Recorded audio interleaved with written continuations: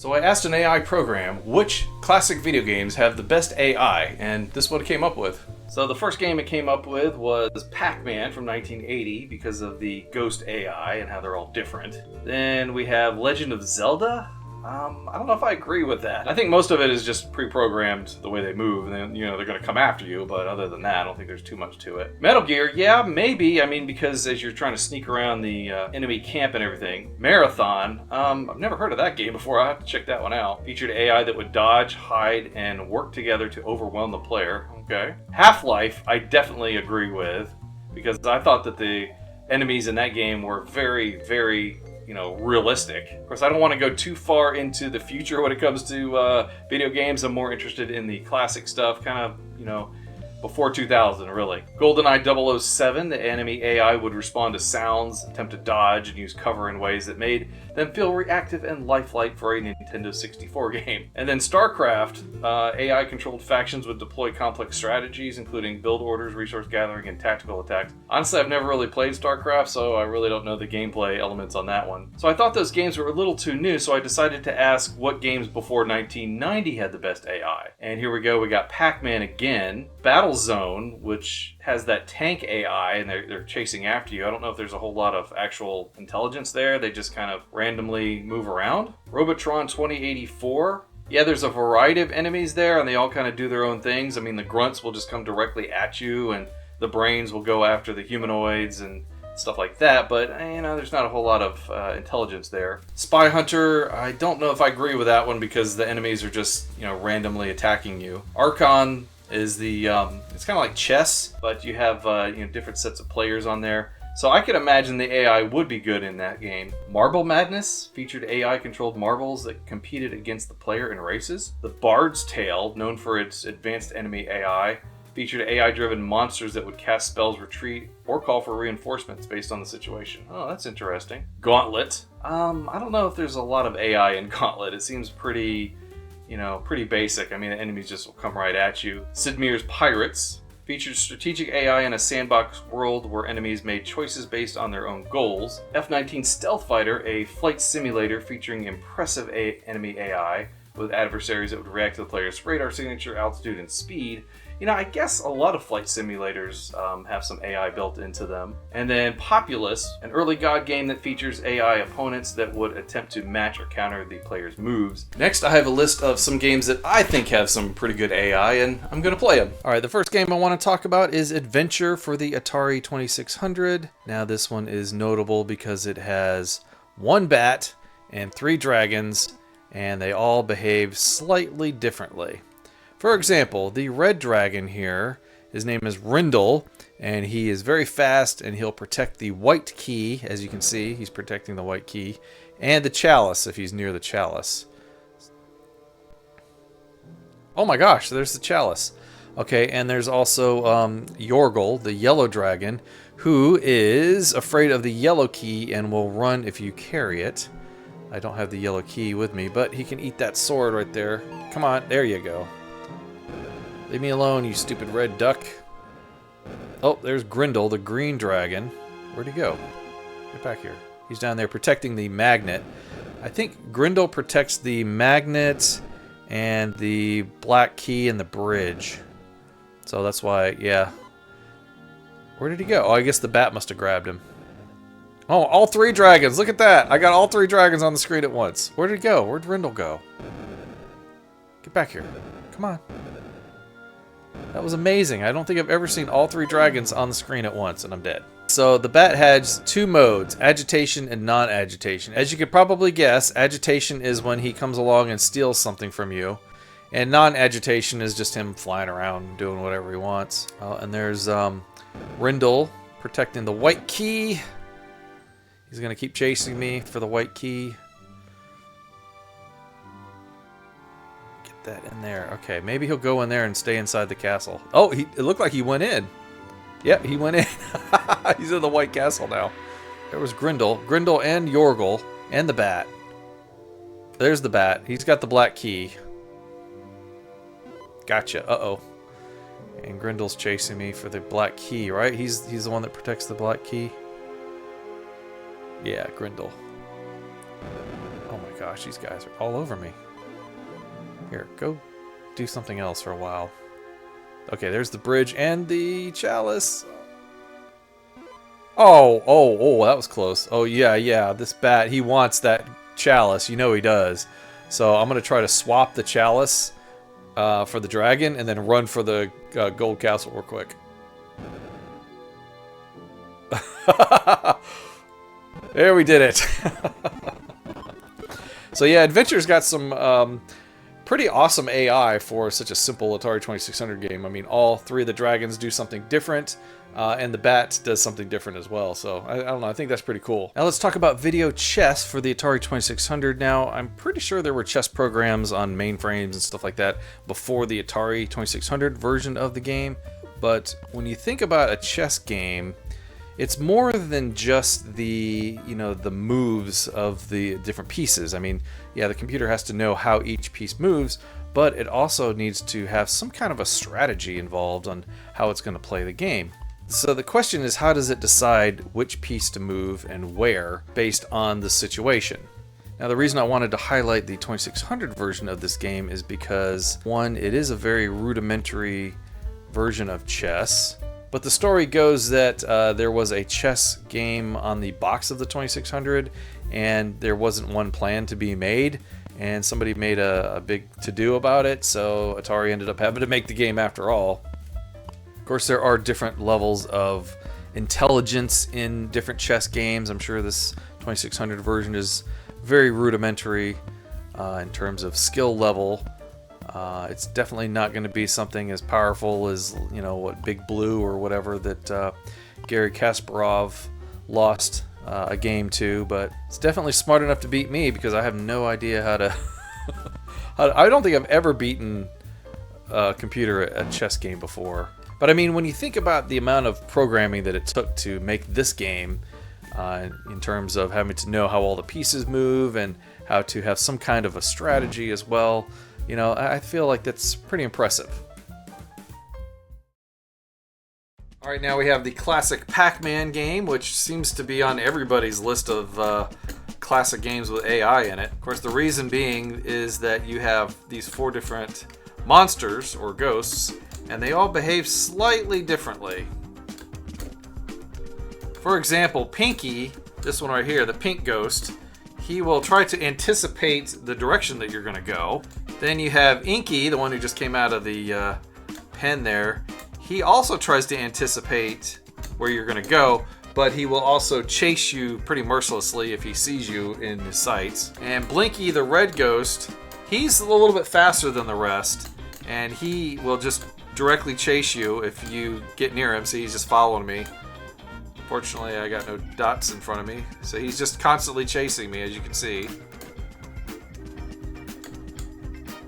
Doesn't matter which way I go, he's just going to keep following me. Same thing with Inky, he's following me. Now, I think that little bounce that they did there, that was intentionally added into the game to give the player a chance, make him think that he's, doing well in the game. And then lastly, there's Clyde. He's still in the pen there. He's always the last one to come out. Who just kind of moves around randomly unless he sees you, and then he'll follow you. So if you kind of understand what the monsters do in the game, then it can make you a more effective player.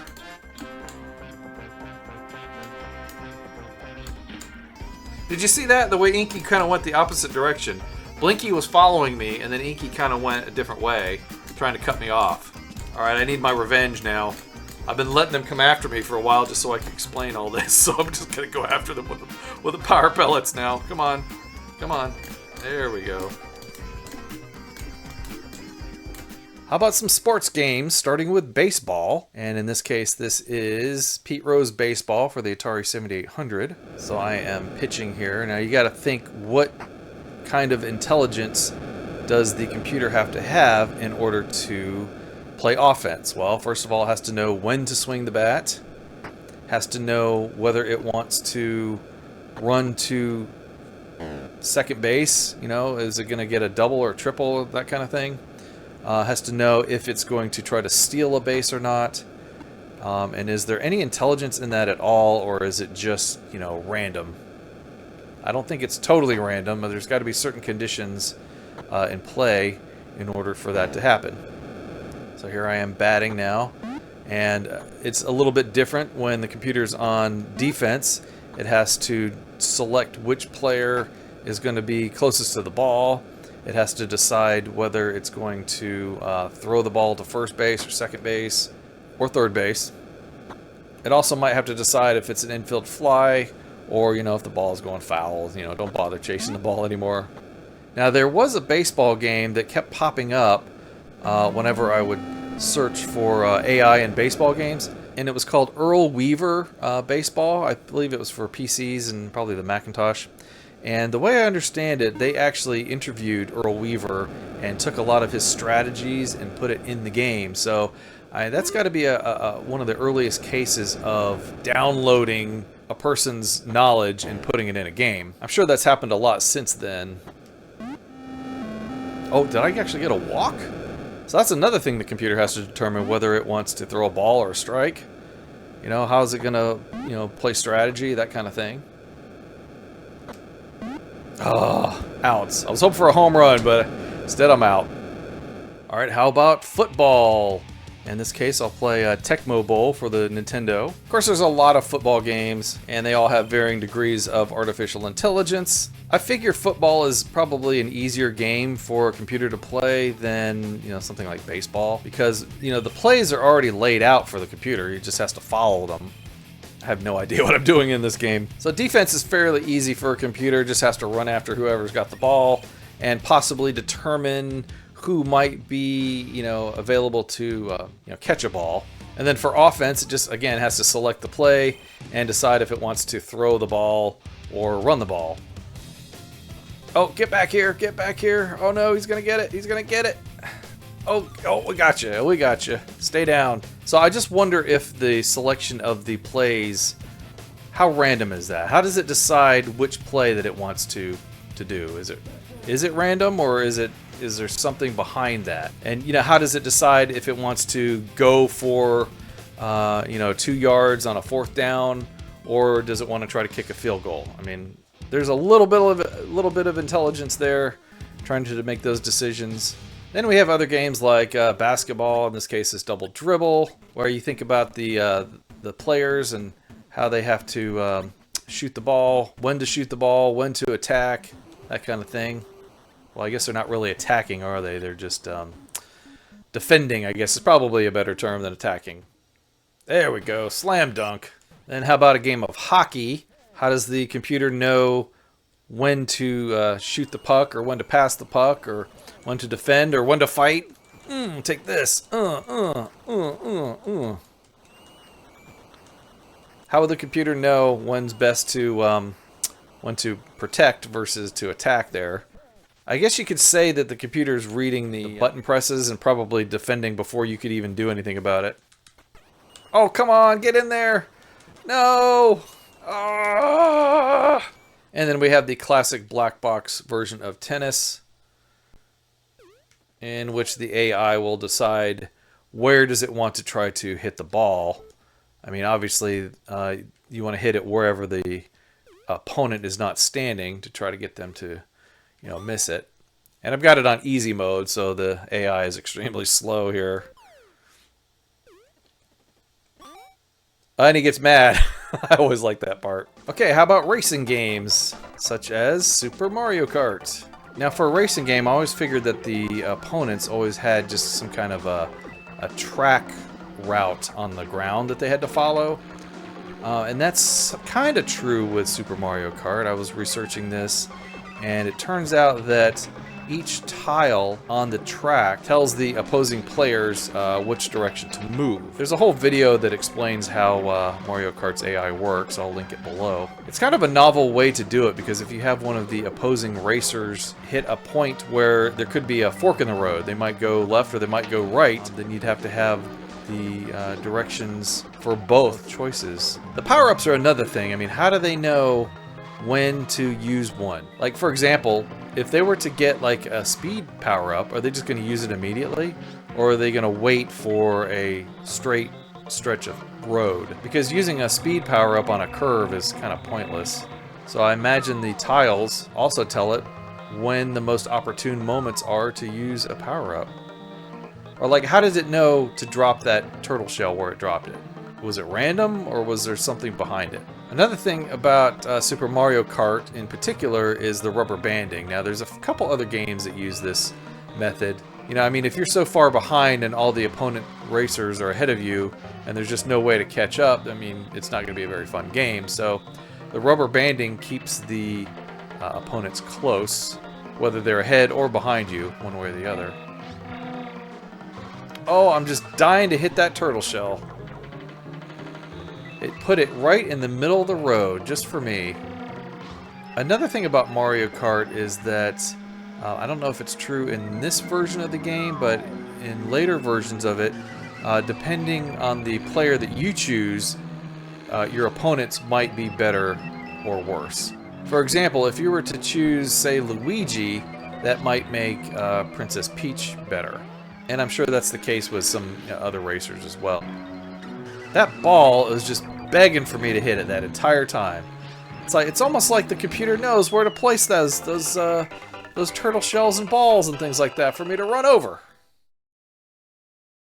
Alright, next we have Final Fight 3, and this one's kind of cool because it has the option to play with a computer-controlled friend. Of course, I don't have any friends, so I need a computer to help me out. So for the AI in this game, you know, aside from the enemy AI, your friend really just needs to worry about attacking enemies and not you. But my question is, how does it know which attack to use at which time? Does it realize that there are enemies swarming it on either side and decide to, you know, do like a special move? Or how is that all determined? How does it know if it wants to do a kick or a punch? Or to pick up a weapon, or to not pick up a weapon and save it for you? There we go. I'm just going to watch her fight for a while. I'm not even doing anything. I'll just let the computer do it. See what she does.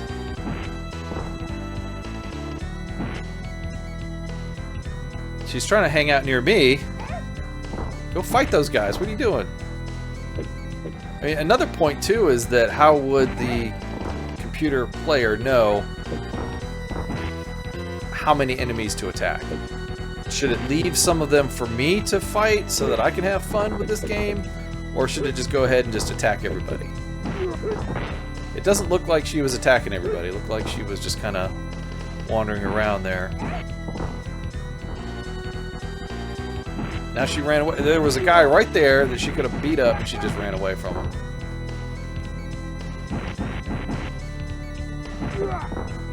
Maybe she's afraid of that guy with a claw or something.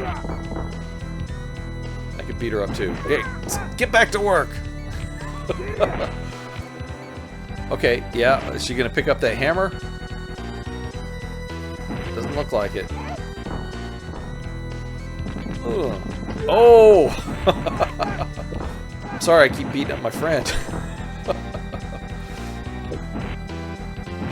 Now that would be funny if I punched her a few times and she punched me back. That would be pretty realistic, because if you're playing with a buddy and you beat up your friend, you know he's going to come after you. Yeah, I thought she was going to punch me right there. She just kept walking. That would be some truly great AI if it was smart enough to do that. Like, you punch the computer and it just turns on you for a couple of moves. Oh, there you go. And here we have Sonic 2 for the Sega Genesis. I'm sure you know where I'm going with this one. This version of the game actually has a friend who follows you everywhere you go. And that would be Tails. Honestly, I don't know what benefit it is to have him along, except for the fact that sometimes he can jump up and get rings and things like that for you. He can be a little bit helpful, like when you get to the boss or whatever, because he can attack the boss as well. He does try to stay kind of close to you, and if he's below you, he'll try to get up a little bit higher to find you, And if he's above you, he will, you know, lower himself down to get closer to you. So he's always trying to stay close to you. Spiked. Oh, he got spiked. That would be fun to just kind of like try to screw over Tails. It's like, make him stand on the spikes. Uh-oh, here's the boss. Come on, Tails, get in there. Take out Robotnik for me. Oh, come on. You can do better than that.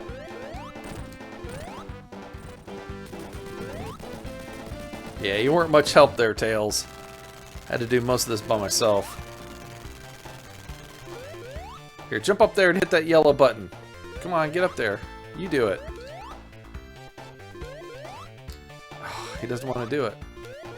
Fine. I'll save all the forest animals here.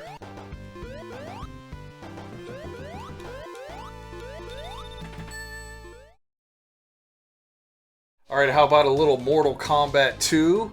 Of course, there is AI in this game where the characters will come after you. It starts off kind of easy, but it gets harder as you go. See, like, this is a real easy match. He just basically let me win. Now, there's some people that say that this game cheats, and I think it's pretty much proven that it does. Because there's cases where there's obvious hits that should have happened, but didn't. Look at this, like I'm hitting the button. I'm hitting the uppercut button and the timing is just not, it's just not working. Total cheating.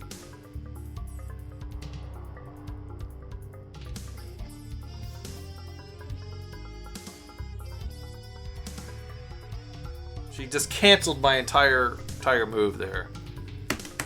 In later parts of the game, if you jump away, oh my gosh, the enemy will jump towards you, giving you a chance to hit him. There we go. Sometimes you gotta hit them before they even get up. I don't know, I think a lot of the AI in these fighting games cheat because, you know, they want you to put in as many quarters as possible. So, it's just how it goes. Now here's the Super Nintendo version of Mortal Kombat 2. And yeah, I think they did a pretty decent job with the AI here. I could be wrong. I mean, it feels like the gameplay is very similar. But I mean, with different programmers, I mean, you're just never going to know if the AI is all exactly the same. And again, I highly doubt that it is. I mean, a lot of these characters seem to play like they do in the arcade, but you just never know. Now here's Mortal Kombat 2 for the Sega Genesis. I think the AI in this game is a little easy, I guess. There's a certain move that you can do repeatedly and, you know, the computer can't stop you. It's this duck and jump, and whenever he's jumping, you can attack him when he's in midair.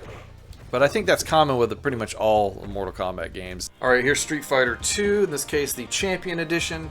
Now in this game, the opponents have 3 states. There is waiting for an attack, attacking, and then reacting to an attack. Now, just like Mortal Kombat 2, a lot of times these characters will cheat.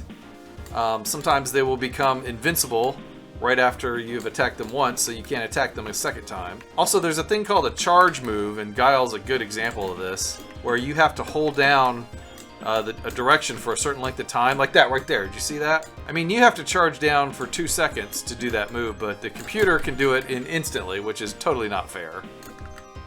See, he was going to do that slash move again, that foot slash move, and he did it instantly. Whereas if I were to try to do that same move, I would have to be holding down. See, he was going to try to do it again. Guile is the cheapest character in this whole game. Now, another thing about this is that the AI characters, they can recover from being dizzy a lot faster than you can. Again, not fair. I guess I should talk about the actual AI in the game. I'm talking about how they cheat. There's another way that the computer cheats, and we'll see if Chun-Li will do it for me. Any of those moves where you have to repeatedly hit one of the buttons really quickly, like Honda's 1,000-hand slap or Chun-Li's like super kick that she does, the computer can just instantly do it, whereas you have to hit the button like 100 times before it'll actually happen. And when I say 100 times, that's called hyperbole. I didn't actually mean 100 times, but something like that. There it is, right there. Like, this is another cheat move that they do. Now I can't break free out of this. Anyway, there's a really good video out there that explains all the ways that Street Fighter 2 cheats. I'll go ahead and link it below in the description. So yeah, check that out. It was a good video. And then here's the Super Nintendo version of Street Fighter 2. And I want to say Capcom actually programmed this one themselves. So I wouldn't be surprised if the AI is, almost identical to the arcade game. Finally, we have Iron Soldier for the Atari Jaguar, and I remember reading the reviews on this game about how it had really good AI. Honestly, I don't know if that's really true or not, but you notice this helicopter as I'm attacking it here.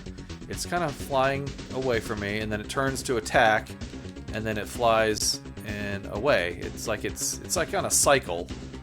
I don't think it's truly any artificial intelligence there, but like this tank. Watch this tank here. He'll move away, and then he'll turn to attack me, and then I'll stomp on him like that. Oh, we got him that time. It's kind of funny though watching these tanks. As you go to attack them, they'll kind of run away. Well, in that case, he didn't. It kind of feels like they have a little bit of intelligence to them, but probably not very much at all. Again, it's probably just a script making the tank move a certain way. See, like he's attacking me, then he'll drive away for a little bit, and then that tank will turn again and attack me again. And then I'm dead.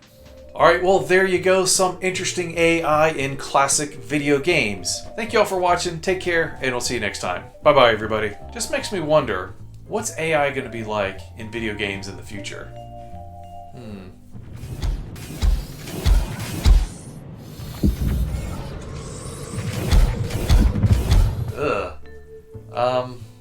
No, that's okay. I think I'll just stick with adventure.